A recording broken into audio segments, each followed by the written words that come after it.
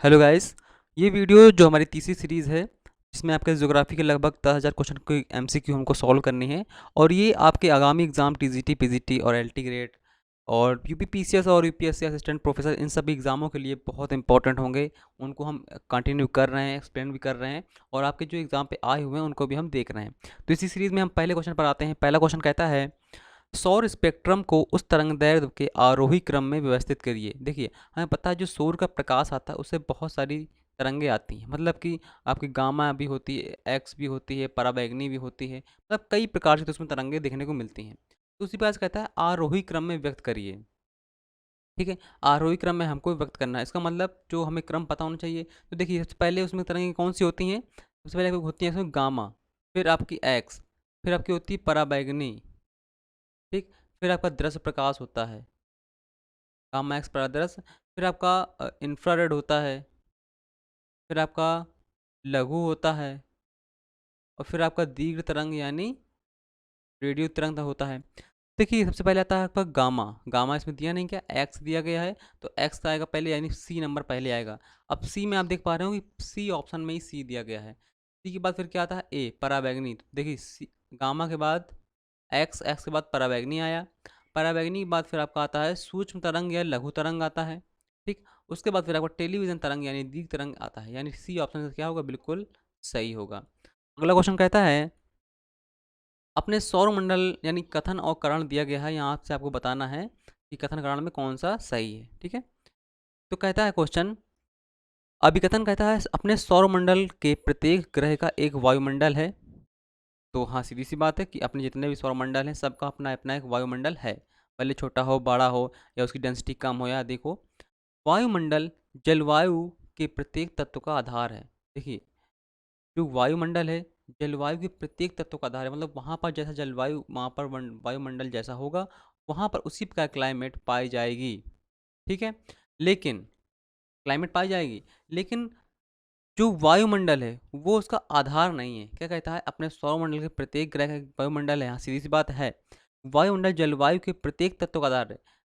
जलवायु जैसी है वहाँ पर वैसा ही वायुमंडल होगा, लेकिन प्रत्येक तत्व का आधार नहीं होगा। ठीक है, क्योंकि क्योंकि तत्व क्या होते हैं? बहुत सारे टाइप्स के होते हैं, तो सभी तत्व का आधार नहीं होगा, यानी दोनों कथन सत्य तो हैं लेकिन व्याख्या नहीं करते हैं, स्पष्टीकरण, यानी बी आंसर इसका बिल्कुल क्या होगा? सही होगा। अगला क्वेश्चन कहता है, आंतरिक धूल परिकल्पना, आंतरिक धूल परिकल्पना किसने दी थी? आटो सिमट ने, एफ झोल ने, रसेल ने, या फिर हेराल्ड जेफरीज ने। देखिए, आंतरिक धूल परिकल्पना जो थी आटो सिमट ने दी थी 1949 में। कब दी थी? 1949 में दी थी आटो सिमट ने। तो ये एग्जाम में कई बार आया हुआ है, आटो सिमट जो परिकल्पना है वो किसने दी थी। ठीक है, इन्होंने गैसों से उत्पन्न माना था सभी धूल कणों को, सभी ग्रहों पिंडों को, है ना। फिर बाद में धूल कण सिमटते गए फिर ग्रह बन गए, इन्होंने ये परिकल्पना दी थी। अगला क्वेश्चन कहता है, निम्न में किसने कहा था वर्तमान भूतकाल की कुंजी है? ऑप्शन आपके सामने, L C King, M Davis, या फिर जेम्स हटन ने, या फिर डब्ल्यू पेंक ने। देखिए, वर्तमान भूतकाल की कुंजी है, ये किसका कथन है? ये जेम्स हटन का क्वेश्चन है, कथन है। ठीक है, एल सी किंग जो है, आपके डेविस हैं, जो ये तीन जो हैं ये आपके अपर्दन चक्र से संबंधित हैं। ठीक है, इन्होंने अपर्दन चक्र के बारे में कथन प्रतिपादित किया था। इसके बाद अगले क्वेश्चन पर आते हैं। अगला क्वेश्चन कहता है, निम्नलिखित में से किसने 1543 में पृथ्वी केंद्रित ब्रह्मांड के स्थान पर सूर्य केंद्रित ब्रह्मांड की संकल्पना प्रस्तुत की थी? तो देखिए, पहले हम क्या मानते थे? पृथ्वी को केंद्र मानते थे। जब कॉपरनिकस आते हैं, कॉपरनिकस ने 1543 में लगभग इन्होंने बताया, टेलीस्कोप की खोज करने के बाद बताया इन्होंने कि ब्रह्मांड के केंद्र में सूर्य, पृथ्वी नहीं बल्कि कौन है? सन है, सूर्य है। तो किसने बताया? ये कॉपरनिकस ने ही बताया था। ठीक है, बताया था कि पृथ्वी नहीं बल्कि सूर्य केंद्रित है, हमारा ग्रह, हमारा जो सौरमंडल है वो सूर्य केंद्रित है। ठीक है, तो याद रखिएगा, कॉपरनिकस ने बताया था।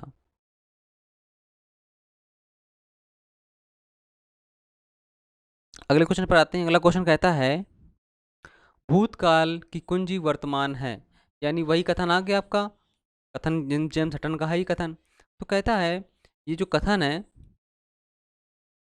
समस्थिति है, पटल विरूपण है, पटल विवर्तनिक है या फिर एक रूपतावाद है। तो ये कथन जो होता है भूतकाल की कुंजी वर्तमान है, ये कथन एक रूपतावाद से संबंधित है। किससे? एक रूपतावाद से, यानी डी आंसर इसका बिल्कुल सही होगा। अगला क्वेश्चन कहता है पृथ्वी की उत्पत्ति की निहारिका परिकल्पना का प्रतिपादन किसने किया था?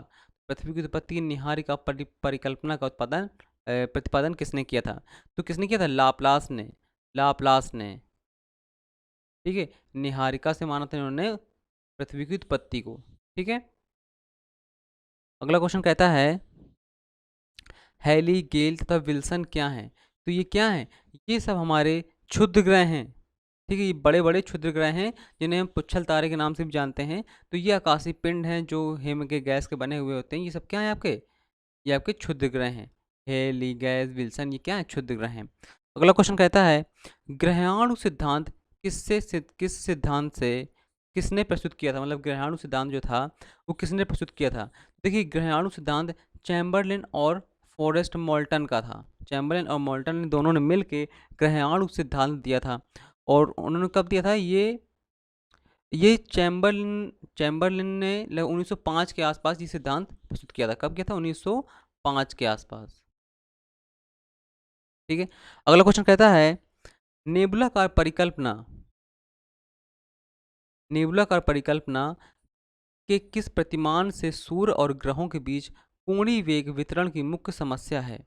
तो देखिए, ये लाप्लासियन थ्योरी है, मतलब जो लाप्लास ने थ्योरी दी थी उसके अकॉर्डिंग हम ये इसको मानते हैं कि नेबुला परिकल्पना किस प्रतिमान में सूर्य और ग्रहों के बीच कोणीय वेग की वितरण की मुख्य समस्या आती है। देखिए क्या था, जो कांट थे और लाप्लास थे, दोनों थे। तो उन्होंने बताया था कि सूर्य की उत्पत्ति और पृथ्वी की उत्पत्ति एक ही पिंड से हुई है। यानी सूर्य का भाग जो था वो निकलता गया ठंडा होने के कारण और गर्म होने के कारण छल्लों के रूप में, फिर पृथ्वी अन्य पिंड बने। तो यहाँ पर कोणीय वेग का वितरण की समस्या आती है, क्योंकि कोणीय वेग अगर हम देखें बृहस्पति का 60 है और सूर्य का 20 है, तो कोणीय वेग की समस्या आती है यहाँ पर। इसलिए इनके जो नियम होते हैं वो गलत सिद्ध होते हैं। इसलिए ये वितरण हमें लाप्लास के और कांट में देखने को मिलती है। ठीक है, अगला क्वेश्चन कहता है निम्न में से किसने 1755 में नेबुलाकार परिकल्पना विकसित की थी? देखिए, नेबुलाकार जो सबसे पहले प्रचलित था कांट ने दिया था।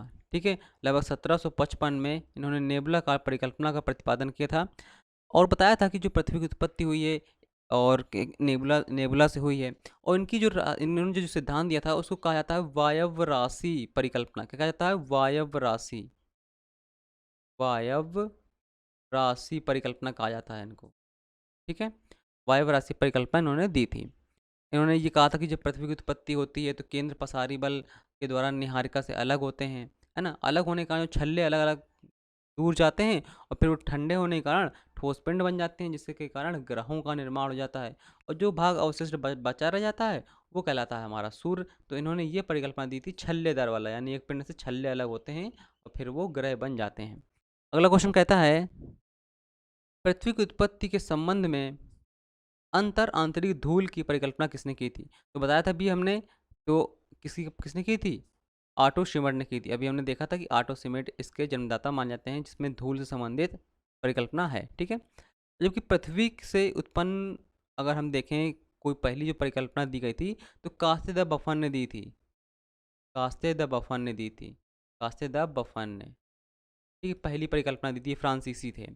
अगला क्वेश्चन कहता है पृथ्वी के उद्गम के बारे में गैसों की ठंडी निहारिका यानी कोल्ड नेबुला की परिकल्पना इनमें से किसके द्वारा दी गई थी? कोल्ड नेबुला की परिकल्पना किसके द्वारा दी गई थी? तो ये दी गई थी इमैनुअल कांट के द्वारा। ठीक है, कि जब नेबुला ठंडी होती गई और फिर उससे अन्य पिंडों का निर्माण होता गया, तो यहाँ से हम इनको मानते हैं। अगला क्वेश्चन कहता है निम्न में किस सिद्धांत अद्वैतवादी संकल्पना से संबंधित है? देखिए, जब हम पृथ्वी की उत्पत्ति यानी ब्रह्मांड की उत्पत्ति के बारे में सिद्धांत समझते हैं तो हम वहाँ पर देखते हैं दो परिकल्पनाएं हमारे सामने आती हैं। एक आपकी आती है अद्वैतवाद, एक आपकी आती है द्वैतवाद। द्वैतवाद में हम दो तारे मानते हैं और अद्वैतवाद में एक तारा मानते हैं। ठीक है, यानी ये एक तारक परिकल्पना है अद्वैतवाद, और द्वैतवाद दो तारक परिकल्पना है। तो कहता है कौन सा सिद्धांत अद्वैतवादी संकल्पना से संबंधित है? तो कौन सा है? निहारिका वाला। निहारिका वाला जैसे आपका लाप्लास का है, कांट का है, ये निहारिका से उत्पन्न मानते हैं। ठीक है। अगला क्वेश्चन कहता है सूची फर्स्ट में को सूची सेकंड से मिलाना है आपको। ये सिद्धांत दिए गए हैं और बताया गया है किसने कौन सा सिद्धांत दिया था। ठीक है। देखिए जैसे मान लीजिए हम देखें वायव्य राशि, तो वायव्य राशि किसका था? वायव्य राशि अगर हम देखें तो घूर्णन, मतलब घूर्णन के कारण वायव्य राशि परिकल्पना ये हमारी कांट की थी। तो वो घूर्णन के कारण बताते हैं कि जो छल्ले निकलते हैं वो घूर्णन के कारण निकलते हैं। इसके बाद हम देखें तो हॉयल और लिटिल लिंटन का क्या है, ये तारक विस्फोट वाली परिकल्पना इन्होंने दी थी। ग्रहाणु परिकल्पना जो दी थी ये आपका सौर जेट से संबंधित था। और ज्वरीय परिकल्पना फिलामेंट संबंधित था कि फिलामेंट के रूप में अलग निकलता है और फिर वह ग्रहों का निर्माण हो जाता है उससे। ठीक है, तो यहाँ पर मतलब सी ऑप्शन आपको बिल्कुल सही निकलता है, सी ऑप्शन।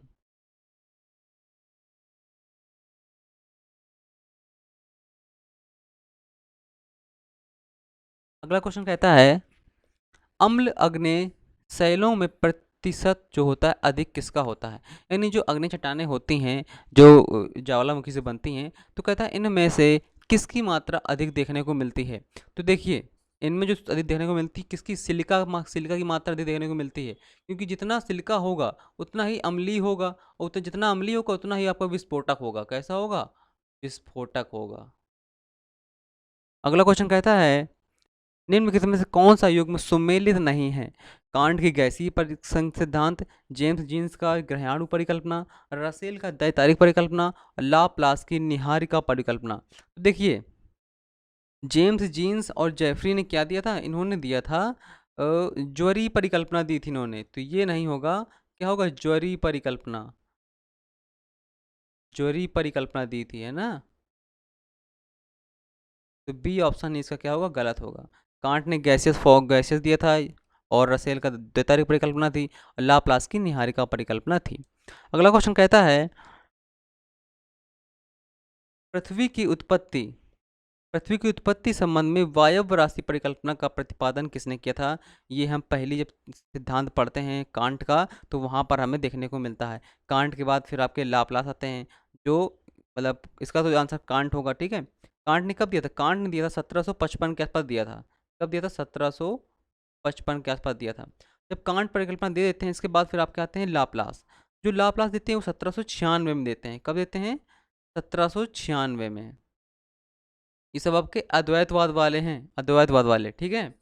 और चैम्बरलेन मॉडल आपको 1905 में देते हैं। उसके बाद हम आते हैं अगले क्वेश्चन पर। अगला क्वेश्चन कहता है पृथ्वी की उत्पत्ति विषयक नौ तारा सिद्धांत यानी नोआ थ्योरी के प्रतिपादक कौन थे? देखिए नौ तारक सिद्धांत जो है इसके प्रतिपादक थे आपके होयल और लिटिलटन थे। कौन थे? होयल और लिटिलटन थे। नौ तारक सिद्धांत के जो जनक माने जाते हैं वो होयल और लिटिलटन को माना जाता है नौ तारक सिद्धांत के बारे में। ठीक है। इसके बाद अगला क्वेश्चन कहता है पृथ्वी के उद्गम के बारे में गैसों की ठंडी निहारिका यानी कोल्ड नेबुला इनमें से किसके द्वारा दी गई है? देखिए अभी हमने कोल्ड नेबुला के बारे में बात की थी, जिसके बारे में किसने कहा था? कांट ने कहा था। कांट से बहुत क्वेश्चन आते हैं, इन्होंने कब दिया था? 1755 में अपना सिद्धांत दिया था। अगला क्वेश्चन कहता है निहारिका क्या है? तो निहारिका क्या यानी नेबुला हाइपोथेसिस क्या है? तो निहारिका देखिए क्या होती है। निहारिका आपकी एक तप्त गैसों का एक बादल टाइप का होता है। ठीक है। एक तप्त गैस गोला नहीं होता है, धूल कणों का मिश्रण नहीं होता है, इनमें से कोई नहीं, यानी एक तप्त गैसों का यानी बहुत सारी गैसों का एक मिश्रण होता है जिसे हम निहारिका यानी नेबुला बोलते हैं। अगला क्वेश्चन कहता है कर्क रेखा तथा मकर रेखा के बीच के भाग को क्या कहते हैं? बिल्कुल सिंपल सा क्वेश्चन है ये, आप इसे तुरंत बता सकते हैं एक बार में कि कर्क रेखा और मकर रेखा के बीच के भाग को क्या कहते हैं। देखिए जो कर्क रेखा होती है हमारी, जैसे मान लीजिए पृथ्वी है, पृथ्वी पर आपकी कर्क रेखा हो गई जिसे हम बोलते हैं 23.5 नॉर्थ, ये आपकी 0 डिग्री यानी भूमध्य रेखा हो गई। और ये आपकी साउथ वाली हो गई यानी मकर रेखा, जिसे हम बोलते हैं 23.5 साउथ। तो कहता है कर्क रेखा और मकर रेखा यानी इस क्षेत्र को क्या बोलते हैं? ये जो क्षेत्र कहलाता है आपका उष्णकटिबंधीय क्षेत्र कहलाता है। यानी दिया है सी, दिया है ऑप्शन, तो उष्णकटिबंधीय क्षेत्र आपका ये कहलाएगा। तो इसका आंसर सी हो गया। ठीक है। अगला क्वेश्चन कहता है पृथ्वी की उत्पत्ति के बारे में यहाँ पर कथन दिए गए हैं जिनको पढ़ेंगे। पृथ्वी की उत्पत्ति के संबंध में कांट ने निम्नलिखित में कौन से अभिकथन पर विचार करिए? कांट ने अपनी पुस्तक में न्यूटन के गुरुत्व नियमों का उपयोग किया था। तो ये सही है या नहीं? ये बिल्कुल सही है कि नियमों का हाँ उपयोग किया था उन्होंने, क्योंकि उस समय ही न्यूटन ने अपने सिद्धांत का प्रतिपादन भी किया था। इसके बाद कहता है कांट ने कोणीय संवेग के संरक्षण के सिद्धांत को स्वीकार कर विकसित किया था। देखिए हाँ, इन्होंने कोणीय संवेग संरक्षण के नियम को स्वीकार तो किया था, लेकिन क्या था, गलत तरीके से स्वीकार किया था। ठीक है, स्वीकार किया था लेकिन गलत तरीके से। इनका कोणीय संवेग गलत था। अब कहता है यदि लाप्लास ने पृथ्वी की उत्पत्ति में न्यूटन के परिकल्पना का प्रस्तुत किया, तथापि कांट ने निहारिका संकल्पना का वास्तविक प्रतिपादन किया था। हाँ, तो लाप्लास ने पृथ्वी की उत्पत्ति में न्यूटन की परिकल्पना को प्रस्तुत किया था और कांट को निहारिका संकल्पना का वास्तविक प्रतिपादन माना जाता है। हाँ, ये बिल्कुल सही है क्योंकि कांट की निहारिका परिकल्पना फिर फेमस है। ठीक है, तो ये बिल्कुल सही, यानी आपका ए बी सी जो तीनों कथन है, ये आपके तीनों सही होते हैं। अगला क्वेश्चन कहता है कांट की दृष्टि में भूगोल क्या है? देखिए कांट एक बहुत बड़े ज्योग्राफर रहे हैं। उनके बारे में वो ज्योग्राफी को क्या किस नाम देते हैं, उन्होंने ये पूछा, क्या कई बार पूछा गया है कि कोरोलॉजिकल साइंस किसे कहा गया, कोरोलॉजिकल साइंस जो है कौन कहता है भूगोल को। तो ये कई बार एग्जाम में पूछा गया है कि जो कांट हैं उन्होंने कोरोलॉजिकल विज्ञान कहा है किसे, भूगोल को कहा है।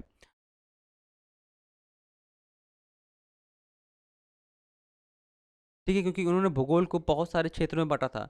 प्राकृतिक भूगोल, गणितीय भूगोल, नैतिक भूगोल, राजनीतिक भूगोल, धार्मिक भूगोल, व्यापारिक भूगोल, लगभग 6 खंडों में उन्होंने बांटा था भूगोल को। ठीक है, कम से कम 6 खंडों में भूगोल को 6 खंडों में बांटा था।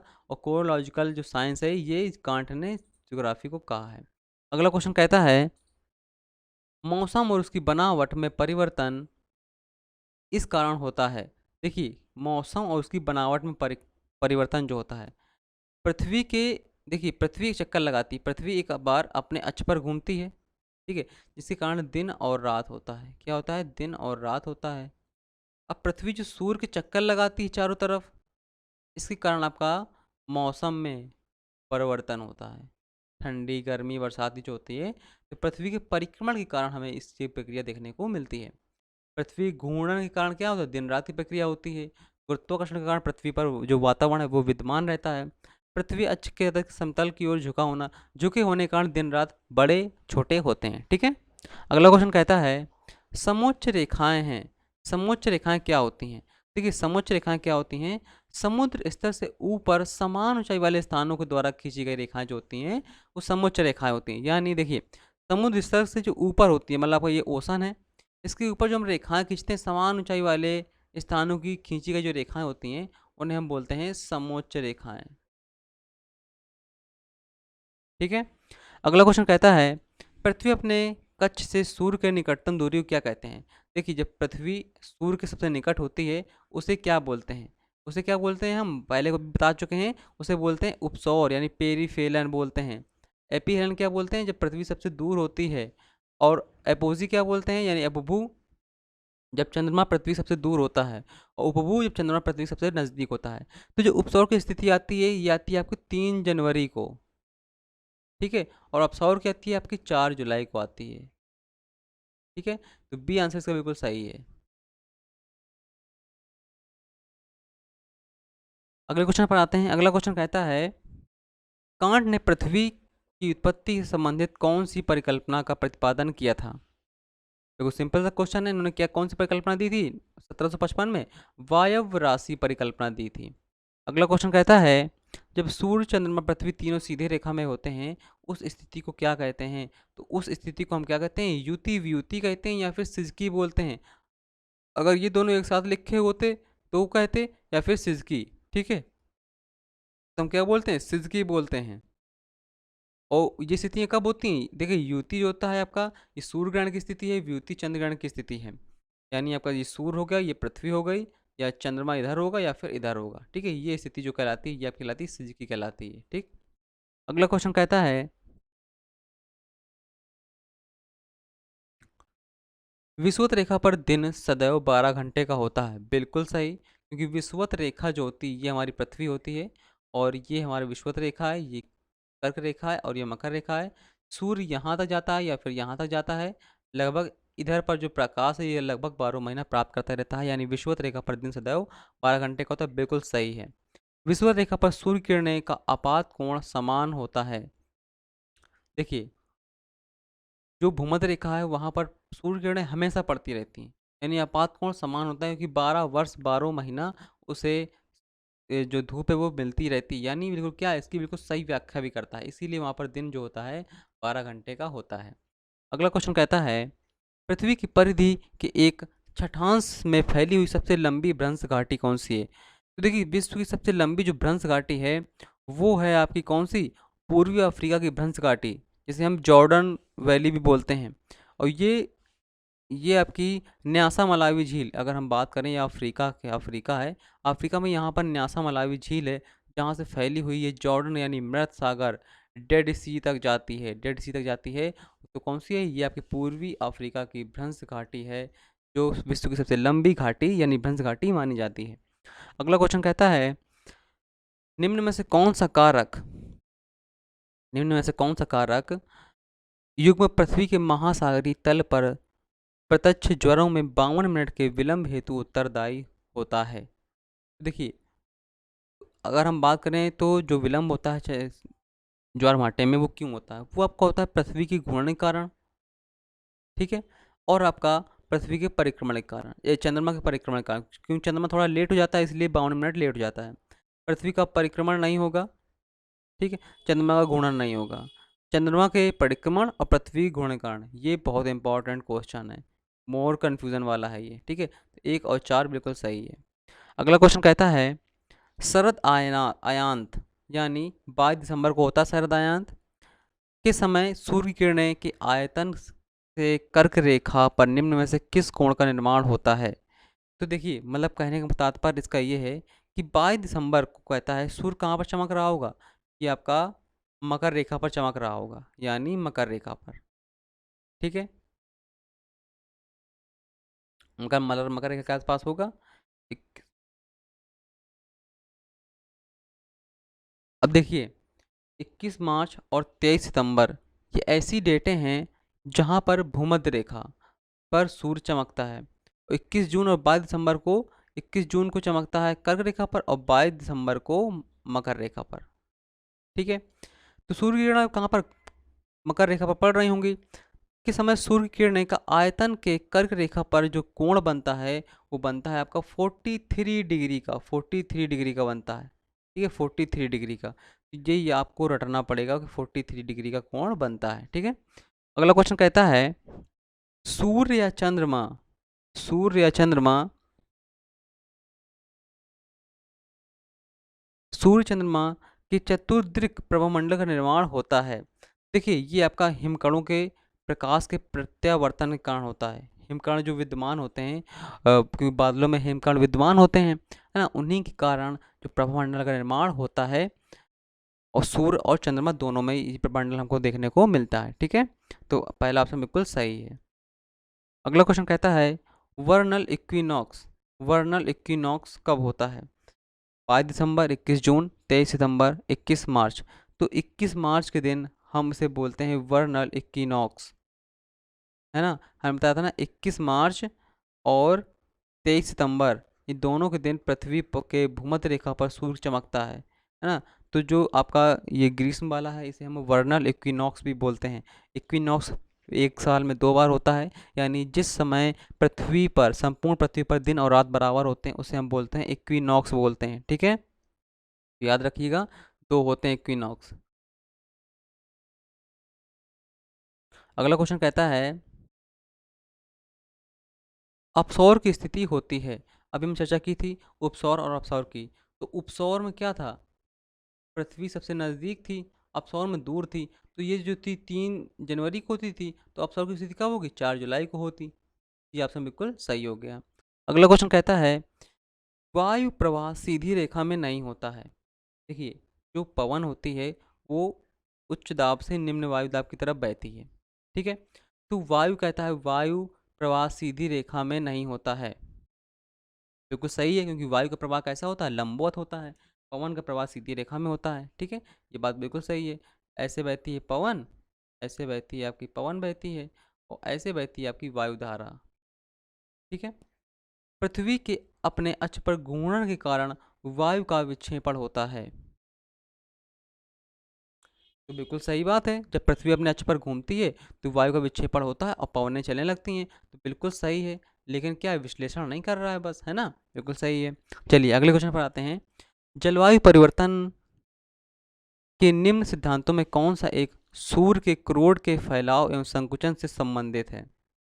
जो सूर्य का क्रोड है और उसके संकुचन और फैलाव से संबंधित कौन सिद्धांत है? वो सौर कलंक वाला सिद्धांत है। हमें पता है सौर कलंक की जो औसत आयु होती है बनने बिगड़ने की, वो लगभग 11 वर्ष होती है ना? और उसका टेम्परेचर जो होता है सूर्य के अन्य भाग से लगभग बहुत कम होता है। लगभग इसका टेम्परेचर अगर हम देखें तो 1500 सेंटीग्रेड हमको देखने को मिलता है। कितना? 1500 डिग्री सेंटीग्रेड हमको देखने को मिलता है।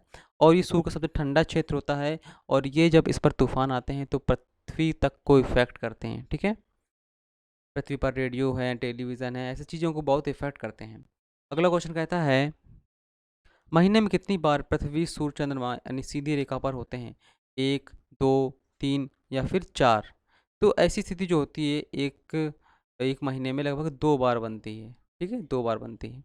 अगला क्वेश्चन कहता है, पृथ्वी की विषुवत रेखीय परिधि कितनी है? देखिए, आपको पता होना चाहिए परिधि क्या होती है। ये पृथ्वी है हमारी, इसके चारों तरफ जब आप घूमेंगे, ये यहाँ से, है ना? तो ये कहलाएगी परिधि कहलाती है। मतलब अगर आपको हम वृत्त दिखाएं, वृत्त ये है आपका, और ये आपकी त्रिज्या हो गई।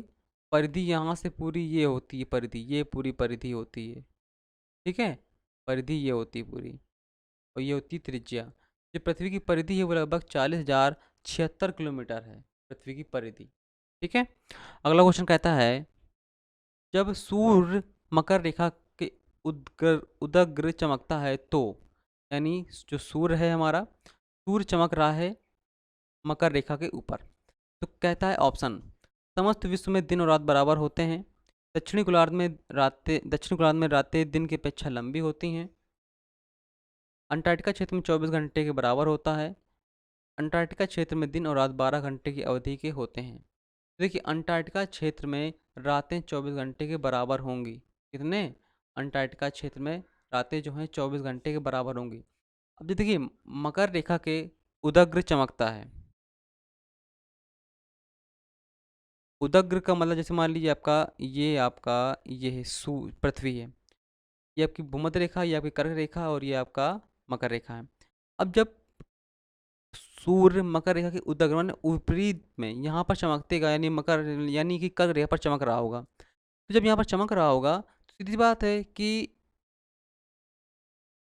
आर्कटिक जो क्षेत्र होगा, यानी सूर्य की स्थिति कहाँ पर होगी हमारी? यहाँ पर मकर रेखा बोल रहा है ना, हाँ मकर रेखा। तो यहाँ पर देखिए, ये आपका अंटार्कटिक क्षेत्र हो गया और ये आपका आर्कटिक क्षेत्र हो गया। तो आर्कटिक क्षेत्र में क्या होगा? 24 घंटे की रातें होंगी, 24 घंटे की रातें होंगी। ठीक है, जबकि यहाँ पर क्या होगा? यहाँ पर 24 घंटे का दिन होगा। कितने? दक्षिणी गोलार्ध में 24 घंटे का दिन होगा, उत्तरी गोलार्ध में 24 घंटे की रात होगी। तो उत्तरी गोलार्ध की बात कर रहा है, यानी आर्कटिक जो क्षेत्र होगा वहाँ पर 24 घंटे की रात होगी। ठीक है, तो सी आंसर इसका बिल्कुल सही है। अगला क्वेश्चन कहता है, पृथ्वी के घूर्णन के कारण होने वाला पवन विक्षेपण क्या कहलाता है?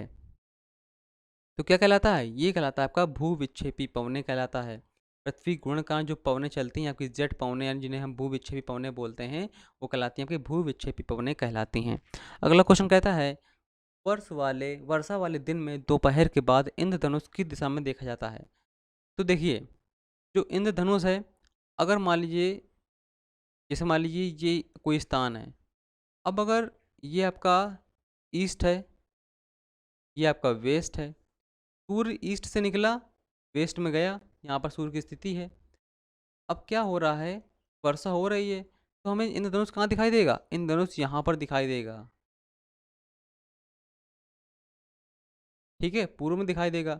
और अगर सूर्य की स्थिति यहाँ पर है ईस्ट में, तो वेस्ट में दिखाई देगा। तो कह रहा है वर्षा वाले दिन में दोपहर के बाद का पूछ रहा है, तो मतलब सूर्य कहाँ चला गया? वेस्ट में चला गया। तो हमें इंद्रधनुष कहाँ पर दिखाई देगा? ईस्ट यानी पूर्व में दिखाई देगा। बिल्कुल सही है। अगला क्वेश्चन कहता है, दो बसंत यानी दो बसंत वर्णन इक्विनॉक्स के बीच कितने दिनों का अंतर होता है? दो बसंतों के बीच कितने दिनों का अंतर देखने को मिलता है? तो 365 दिनों को देखने का अंतर मिलता है। क्योंकि इसने बात किसी की है? वर्नल इक्विनॉक्स यानी बसंत विषुव की बात की है। विषुव क्या होते हैं? दो दो बार आता है, एक 21 मार्च को, 21 मार्च को, 21 मार्च और एक आता है 23 सितंबर को, ठीक है। अगर इन दोनों के बीच पूछता कि 2 इक्विनॉक्स के बीच अंतर कितने का होता है, उसने ये कहा है कि एक बार 21 मार्च का इक्विनॉक्स हुआ, उसके बाद फिर जो इक्विनॉक्स 21 मार्च का आएगा, दोनों के बीच कितने दिन का डिफरेंट होगा, तो सीधी सी बात है 365 दिन का होगा, है ना। अगर इन दोनों के बीच पूछता तो हम माइनस कर देते, तो हमारा वो वैल्यू आ जाती। चलिए अगला क्वेश्चन कहता है दक्षिणी गोलार्ध का ग्रीष्म आयनात कब होता है, तो कब होगा, सीधी सी बात है 22 दिसंबर को होगा, है ना। 21 जून को कहाँ होता है, 21 जून को होता है आपका उत्तरी गोलार्ध में, और 22 दिसंबर को ये आपका नॉर्थ रीजन में आता है, और ये आपका साउथ रीजन वाला। तो ये 21 जून को नॉर्थ में यानी उत्तरी गोलार्ध में, और 22 दिसंबर को दक्षिणी गोलार्ध में होता है। अगला क्वेश्चन कहता है दक्षिणी गोलार्ध में सबसे बड़ा दिन कब होता है, दक्षिणी गोलार्ध में सबसे बड़ा दिन कब होता है। ऑप्शन आपके सामने है 21 जून, 22 मार्च, 23 सितंबर और 22 दिसंबर को। सीधी सी बात है 22 दिसंबर को जो सूर्य होता है मकर रेखा पर चमकता है, तो सीधी सी बात है सबसे बड़ा दिन होगा, है ना। तो ये आपका बिल्कुल सही होगा। अगला क्वेश्चन कहता है 22 दिसंबर को सूर्य लंबवत कहाँ पर होता है, तो सीधी सी बात है मकर रेखा पर होता है ना। वही क्वेश्चन हम बार बार कर रहे हैं, और क्योंकि इस प्रकार से क्वेश्चन आए हुए हैं तो हमें आने चाहिए, क्योंकि ये एग्जाम पर आए हुए सब क्वेश्चन हैं। अगला हम क्वेश्चन बात करते हैं,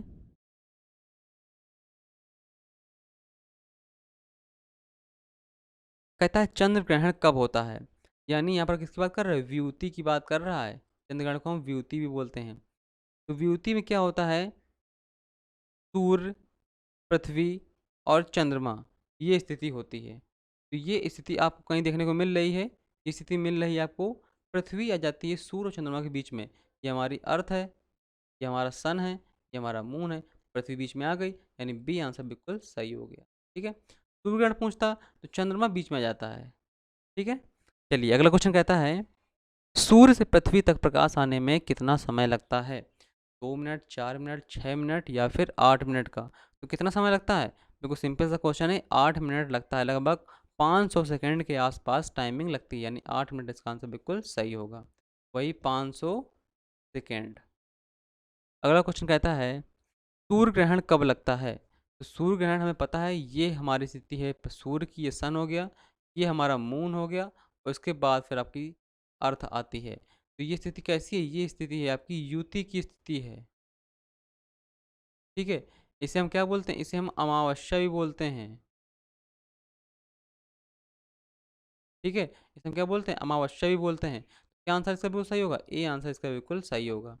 युति युति स्थिति होती है और आपकी अमावस्या का दिन होता है। तो इस पे लगभग हमने 50 क्वेश्चन लगभग कंप्लीट कर लिए हैं, और इसी प्रकार से हम जो क्विज़ है हमारी उसको कंटिन्यूटी बनाए रखेंगे, ताकि आपका रिवीजन होता रहे और आप जुड़े रहिए हमारे साथ, ताकि हम उन क्वेश्चनों को भी करवाएं जो आपको डाउटफुल हैं। अगर आपको किसी भी क्वेश्चन में डाउट होता है तो आप तुरंत बताइए, ताकि हम उसको सॉल्व कर सकें, क्योंकि क्वेश्चन ही एग्जाम पर आने हैं और वे बहुत महत्वपूर्ण है, आपको आना चाहिए। अगर नहीं आता है तो हो सकता है वही क्वेश्चन अगर आपके एग्जाम में आ गए तो आप यही सोचेंगे कि अरे मैं ये पूछ नहीं पाया, ये मुझे पता नहीं चल पाया। तो आप कोशिश करिए क्वेश्चन पूछिए, ठीक है। तो इस वीडियो में इतना ही, मिलते हैं नेक्स्ट वीडियो में। अगली वीडियो में फिर हम आगे क्वेश्चन को सॉल्व करेंगे, लगभग हम लोग इस वीडियो में 10,000 क्वेश्चन लगभग पूरे सॉल्व करेंगे। तो मिलते हैं नेक्स्ट वीडियो में, तब तक के लिए tata bye bye, thank you.